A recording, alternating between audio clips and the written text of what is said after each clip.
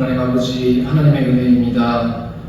특별히 이 시간 이곳에 설 자격이 없는 자를 세우시고 하나님의 말씀을 전하게 하십니다. 이 시간 우리에게 하나님의 은혜로 덮어주시고 하나님의 말씀을 듣는 시간 되게 하여 주시옵소서. 예수님의 이름으로 기도합니다. 아멘. 반갑습니다. 오랜만이라고 하셨는데 저는 지난주에 왔던 것 같아요.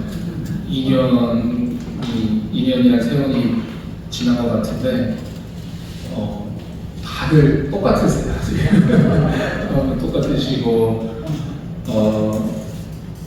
또 축구를 보니까 2006년에 저희가 예수교회가 하나님의 은혜로 세워지고 내년이면 그럼 20주년인 거예요. 네. 제가 그러면 미국에 간 지 벌써 20년이 됐다는 얘기예요. 너무 그런 기간 동안 하나님께서 우리 예수교회 가운데 큰 은혜를 주신 줄로 믿습니다.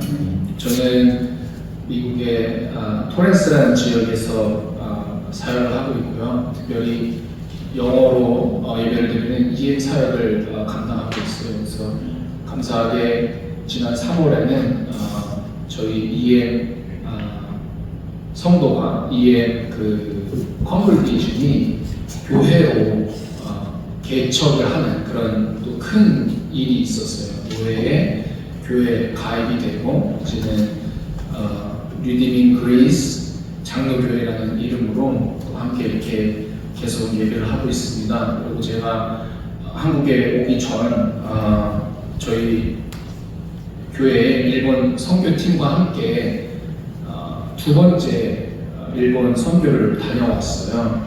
저는 이제 세 번째 방문을 하게 되었는데 감사하게도 하나님께서 큰 은혜 허락해 주셔서 백부라는 지역에 다녀왔습니다. 그래서 백부는 후쿠오카에서 2시간 정도 버스를 타고 가면 갈 수 있는 지역이고 영어 캠프로 이웃을 섬기고 또 가까운 초등학교에 가서 또 영어 수업을 전하는 그런 큰 일이 있었습니다. 그래서 장기간 결석하였던 또 성도들이 돌아오는 또 축복이 있었고 또 감사한 것은 일본인 두 가정이 교회에 또 오게 되었어요.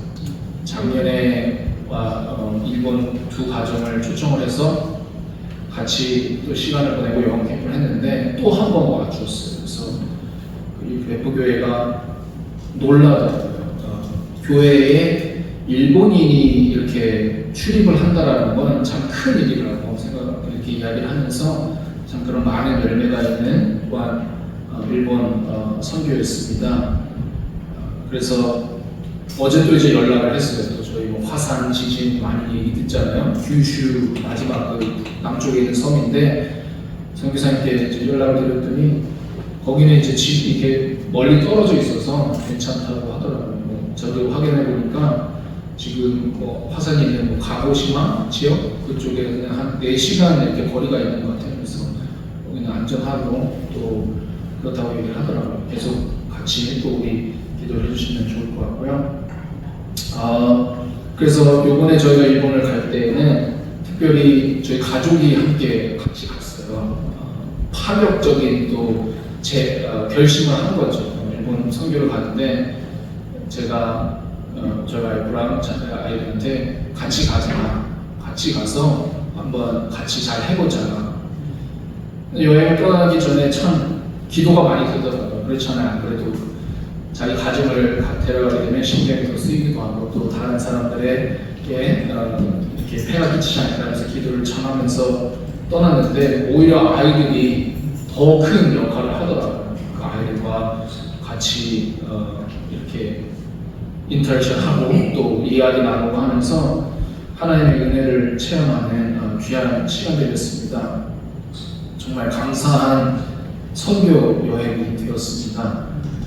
여행 저희가 늘 가고 싶잖아요, 그렇죠? 일본에도 참 한국 사람이 많았는데 하루는 이런 대화를 저희가 우리 아들 동혁이랑 이런 얘기를 했어요. 저희가 이제 동혁이는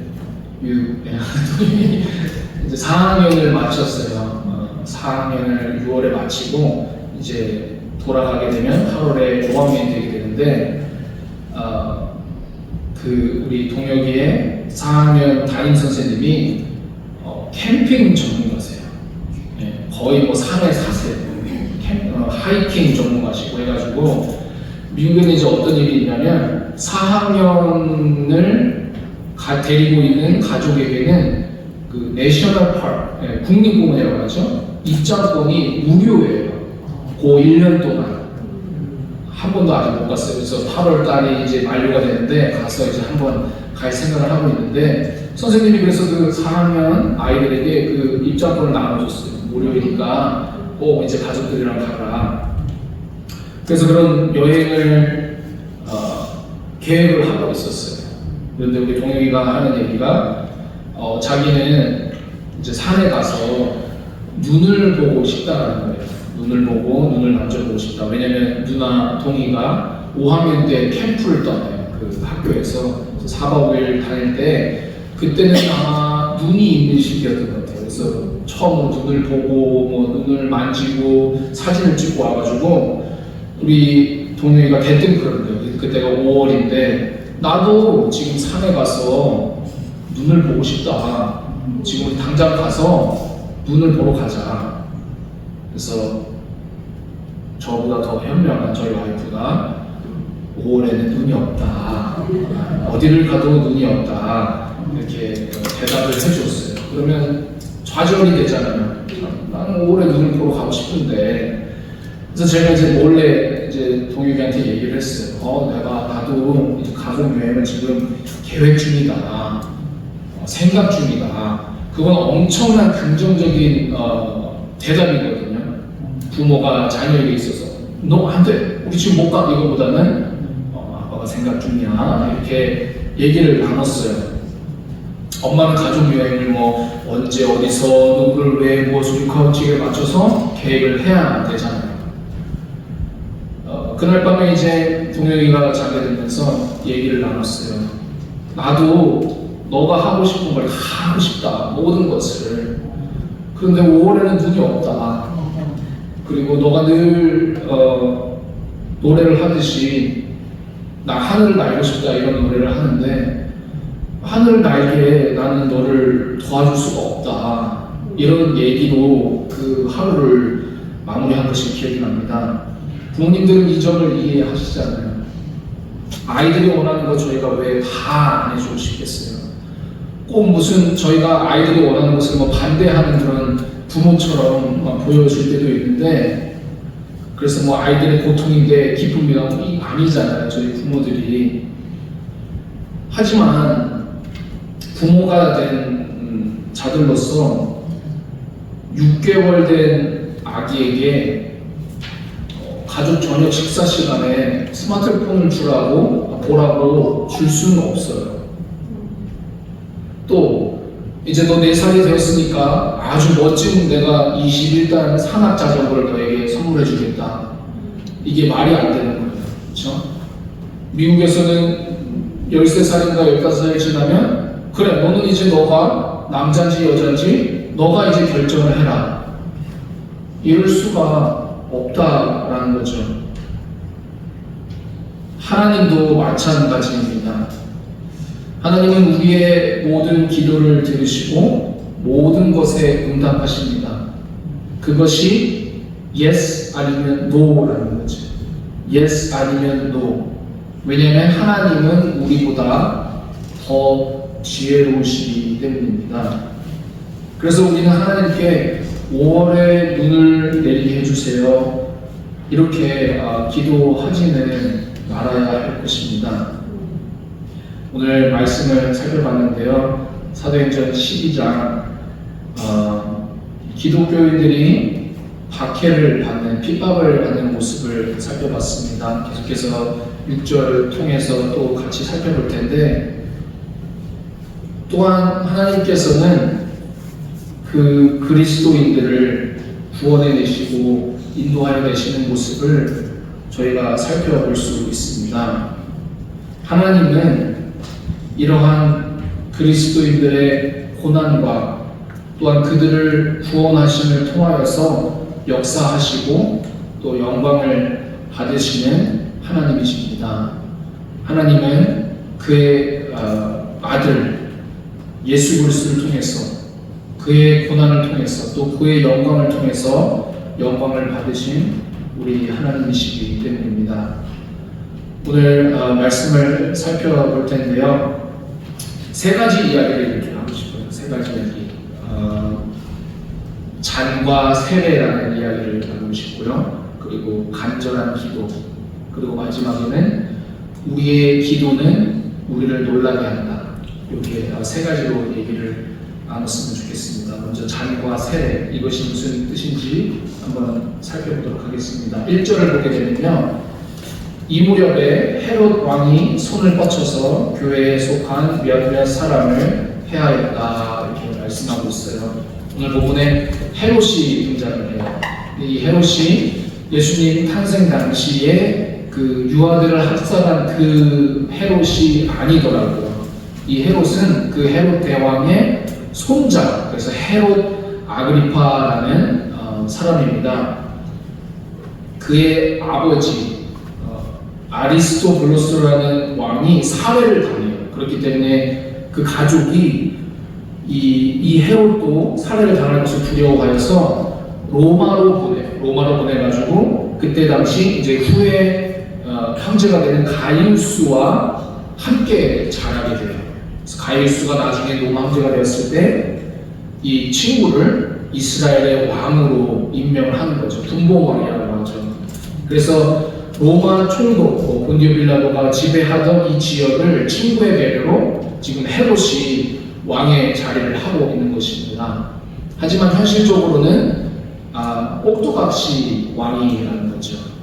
그래서 이 헤롯이 이 지역의 이스라엘 지역의 왕이 되고 나서 한 가지 결심한 것이 있어요.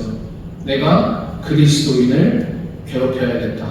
내가 그리스도인을 힘들게 해야겠다. 왜냐하면 이 지역에 오게 되니까 유대인들이 유대교를 버리고 유대인 그리스도인, 유대인 기독교인이 된 자들을 아주 미워하고 있다는 것을 이 헤롯이 느낀 거예요. 그래서 내가 이 미움을 이용해야겠다 해가지고 그리스도인들을 내가 핍박해야겠다. 가장 먼저 한 것이 이 야고보를 체포하는 일이었습니다. 야고보, 요한의 형제이자 12제자 중에 한 명인, 그리고 세베대의 아들 야고보죠. 그리고 베드로, 요한, 야고보, 예수님의 세 수제자 중에 하나였습니다. 야고보는 최초의 기독교 순교자는 아니었습니다. 스데반이 먼저 순교를 했죠. 근데 스데반은 사도가 아니었기 때문에 야고보가 최초의 사도 순교자가 된 것이죠. 교회사에 따르면 12사도 중 11명이 순교를 했다고 합니다. 이것은 가룟유다를 대신해서 마띠아가 선출된 후에 마띠아도 나중에 순교를 하게 되었는데요. 11명의 제자 중 자연스럽게 목숨을 잃게 된 것은 한 명, 요한이 것을 저희가 알 수 있는데, 그래서 참 아이러니하게 세베대의 아들 요한과 야고보가 두 아들 중 한 명은 가장 먼저 죽은 사도가 되었고요, 다른 한 명은 가장 나중에 죽은 사도가 되었다는 거죠. 그러나 결국에는 모든 제자들이 그들의 삶과 죽음을 통하여서 하나님께 영광을 돌렸다는 사실을 우리가 살펴볼 수 있습니다. 하지만 그들이 예수님을 따르던 당시에는 특별히 야고보와 요한은 예수님께 말이 되지 않는 요구를 하게 됩니다. 마가복음 10장 35절부터 37절을 제가 한번 읽어드리면요, 세베대의 아들인 야고보와 요한이 예수께 다가와서 말하였다. 선생님, 우리가 요구하는 것은 무엇이든지 해주시기 바랍니다. 예수께서 그들에게 말씀하셨다. 너희는 내가 너희에게 무엇을 해주기를 바라느냐. 37절, 그들이 대답하였다. 주께서 영광을 받으실 때에 하나는 선생님의 오른쪽에 하나는 왼쪽에 앉게 하여 주십시오. 내 영광을 좀 생각해달라, 기억해달라, 이런 요구를 하고 있는 거죠. 이렇게 질문을 가지고 온 그 단지는 사실 예수님께서 예루살렘으로 향하고 있는 순간이었습니다. 그리고 벌써 세 번째로 예수님의 제자들에게 자신의 죽음과 십자가와 부활에 대해서 말씀하신 후입니다. 그래서 그랬는지 이 두 제자가 예수님 앞에 나와서 오케이, 십자가 후에 좋습니다. 영광을 받으시게 된다면 우리의 목도 좀 챙겨주시기를 원합니다. 이렇게 요구를 하고 있는 모습이라는 거죠. 그럴 때 예수님이 38절에 대답하십니다. 너희는 너희가 구하는 것이 무엇인지 모르고 있다. 내가 마시는 잔을 너희가 마실 수 있고 내가 받는 세례를 너희가 받을 수 있느냐. 여기서 이제 잔과 세례라는 표현이 나오게 되는 거예요. 예수님이 말씀하시는 거죠. 내 말이 옳다. 내가 십자가를 지고 부활을 하게 될 때에 영광을 받을 것인데 그 전에 나와 고난을 함께 하겠느냐. 나와 함께 이 잔을 마시고 세례를 받겠느냐. 잔은 고난을 의미하죠. 고통받는 십자가고, 세례가 뭐예요? 저희가 세례 받을 때 나는 죽고 다시 태어난다는 의미잖아요. 부활전의 죽음을 의미하는 거예요. 나는 예루살렘에 올라가 십자가를 지려고 한다. 그 잔과 하나님께서 아버지께서 주시는 그 잔을 마시고 세례를 받으려고 하는 것이다. 고난이 없는 영광은 없기 때문이다. 너희가 그래도 나를 따르겠느냐? 예수님께서 그 두 제자에게 그렇게 대답을 하신 거라는 거죠. 그랬던 야고보가 결국에는 자신의 잔과 세례를 맞이하게 됩니다. 하나님의 영광을 위한 고난에 참여하게 됩니다. 오늘 말씀에 헤롯의 칼에 죽게 됩니다.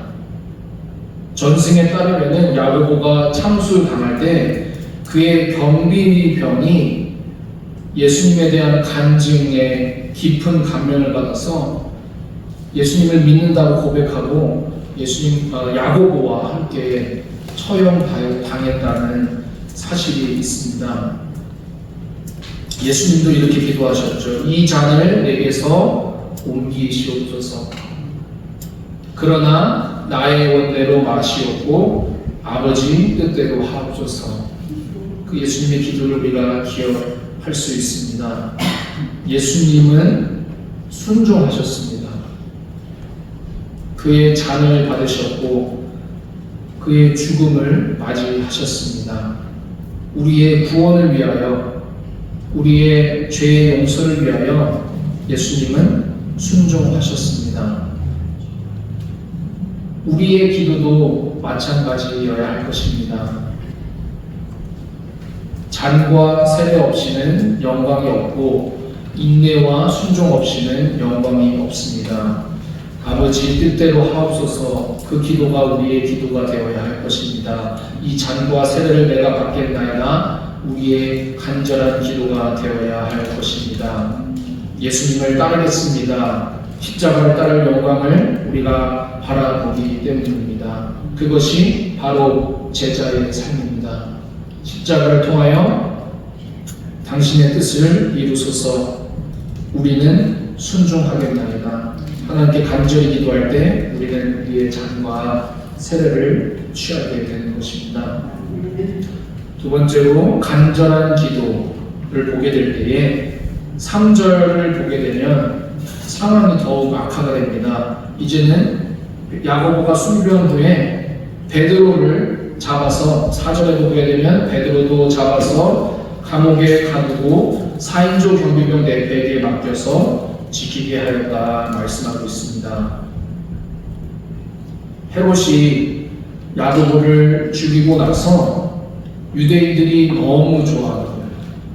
그래서 야고보를 없이 하려는 자신의 생각을 좋아하는 것을 보고 이제 다음 표적을 찾고 있는 거예요.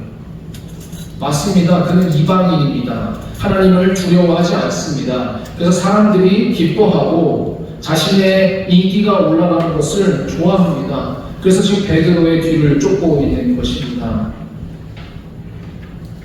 헤롯은 그렇다 치고 크리스천인 우리가 하나님의 말씀보다 사람들의 반응, 사람들의 말을 혹시 더 중요하게 생각할 때가 있을까요? 그것은 하나님보다 사람을 두려워하기 때문입니다.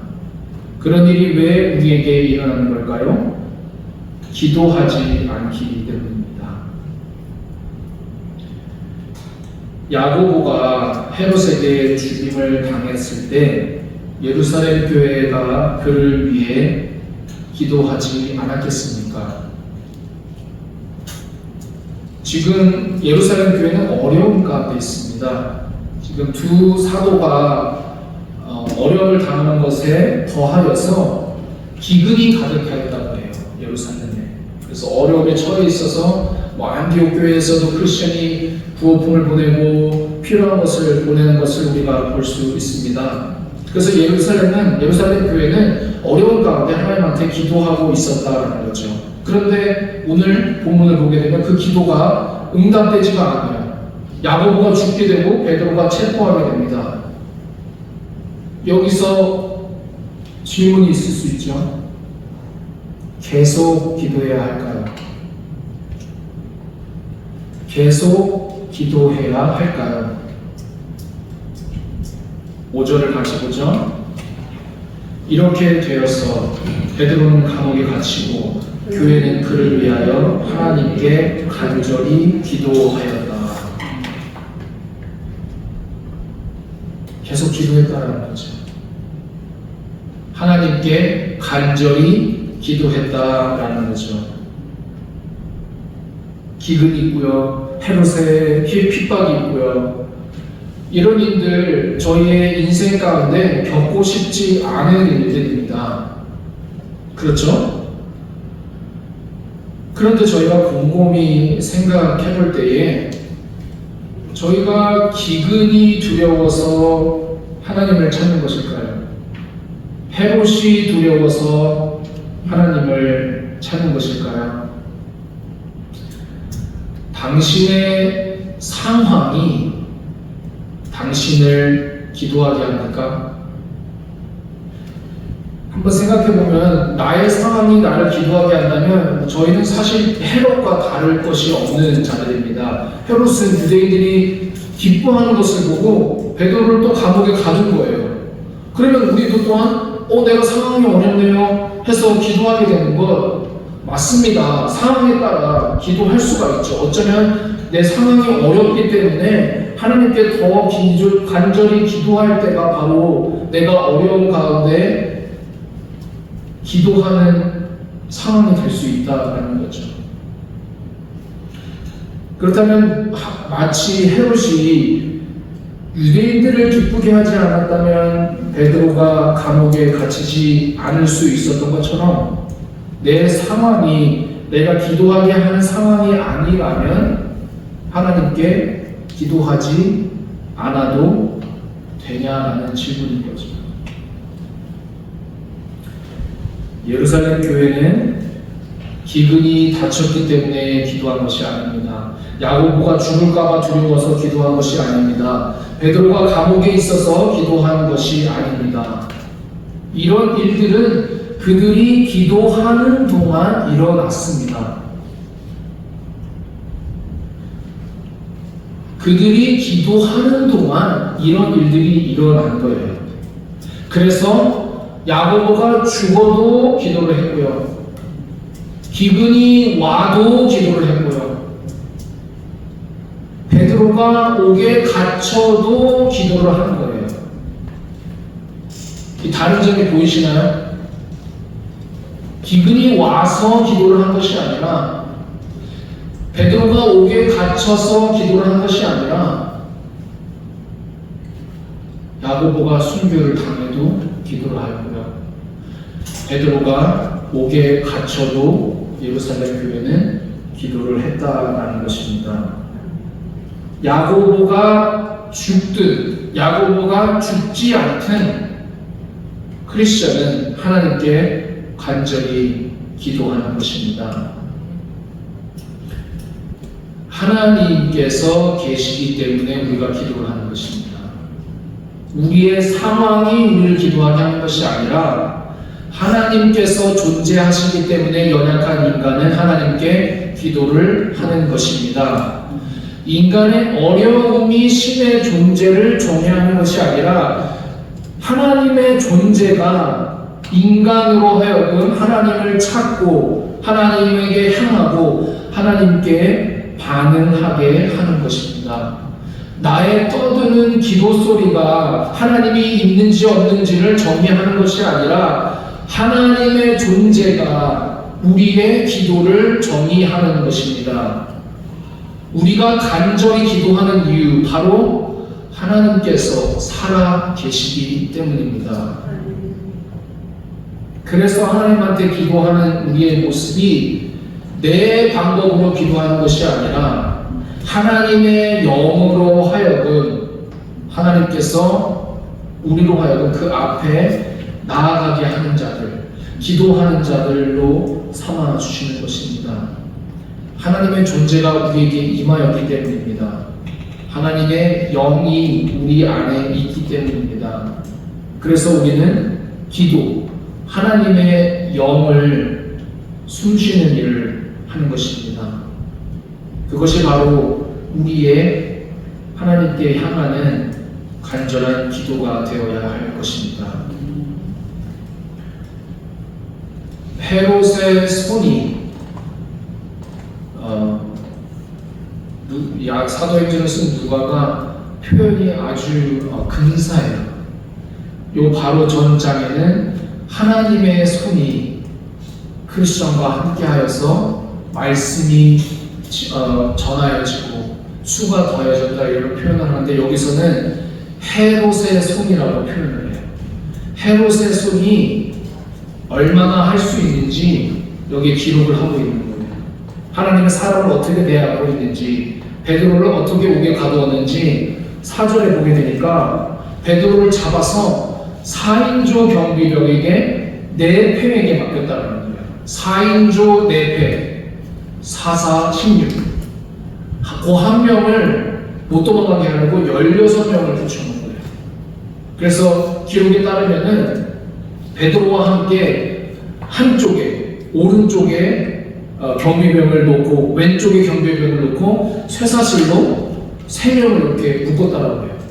그리고 그 밖에 그 안에 또 2명이 지켜보고 그 밖에 또 나머지가 경비병이 이렇게 베드로를 지키고 있었다는 거예요. 그렇다면은 보세요. 저희 한국에도 저희가 와서 CCTV가 어느 곳에 있는 게 참 너무 신기하거든요. 이 모습이 CCTV에 잡혀서 우리 기도하고 있는 교회 앞에 생중계가 되었다고 한번 생각을 해봅시다. 아이고 이거 끝났네. 이거 게임 끝났네. 저희 야구 경기 볼 때 그렇잖아요. 이거 게임 끝났네. 상대편이 10점을 내면 끝났네 하면서 텔레비 꺼요. 베드로가 그렇게 갇혀있는 것을 보게 되면 이건 가망이 없네. 그래 우리 여기서 기도를 맞추자 할 수 있다라는 거예요. 그것은 올바른 기도가 아니다라는 거죠. 우리의 기도가 하나님이 하실 수 있느냐 없느냐를 판단하는 것이 아니라 하나님께서 하실 수 있기 때문에 우리는 기도하는 것입니다. 우리는 하나님께 기도하는 자들이기 때문입니다. 하나님께 간절한 기도를 우리는 드리는 것입니다. 어떠한 기도 제목이 있으십니까? 하나님의 능력을 제한하지 마시기 바랍니다. 쉬지 말고 기도하라. 어떤 상황에서도 기도하라는 말씀인 거예요. 가정을 위해 기도하십니까? 또 몸의 마음의 치유를 위해서 기도하십니까? 하나님에게는 불가능한 일이 없으십니다. 우리는 하나님께 간절히 기도해야 할 것입니다. 마지막으로 우리의 기도는 우리를 놀라게 하여야 할 것입니다. 저희가 읽지는 않았지만 7절 보게 되면요, 베드로가 옥에서 나오게 돼요. 주의 천사가 나타나고 강방에 빛이 환히 비추었다. 천사가 베드로의 옆구리를 찔러 깨우며 말하기를 빨리 일어서라. 그러자 쇠사슬이 그의 두 손목에서 풀렸다.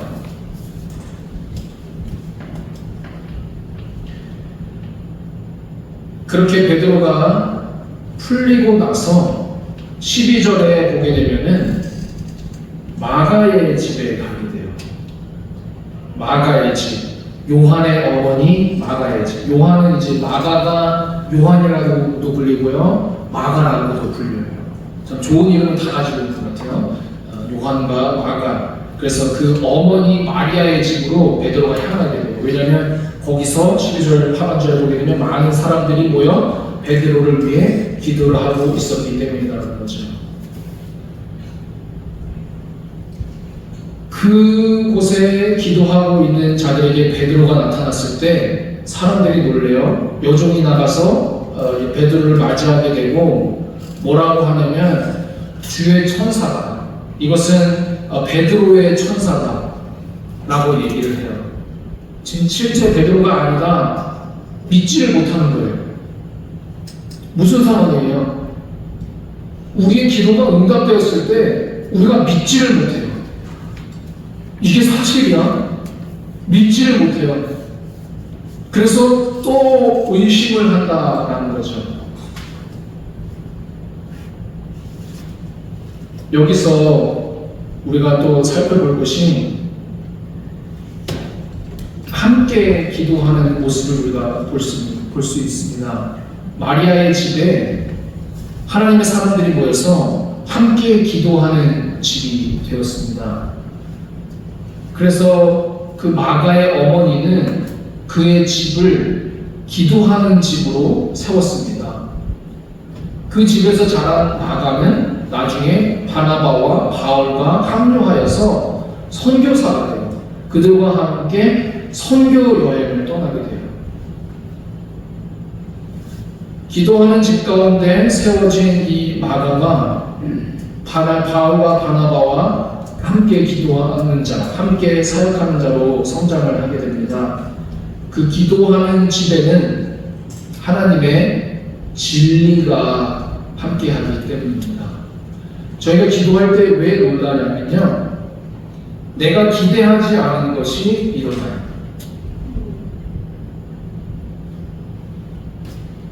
진리가 다가온다는 거죠.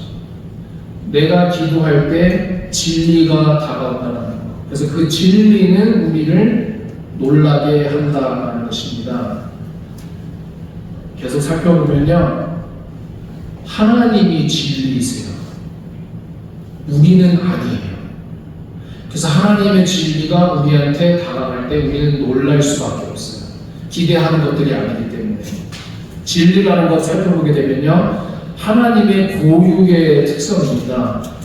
모든 것을 아시고 모든 것을 다스리시며 모든 헛된 진리에, 거짓된 진리에 기준이 되신 것이 하나님의 진리다라는 거죠. 다른 어떤 것들도 하나님을 평가할 수가 없습니다.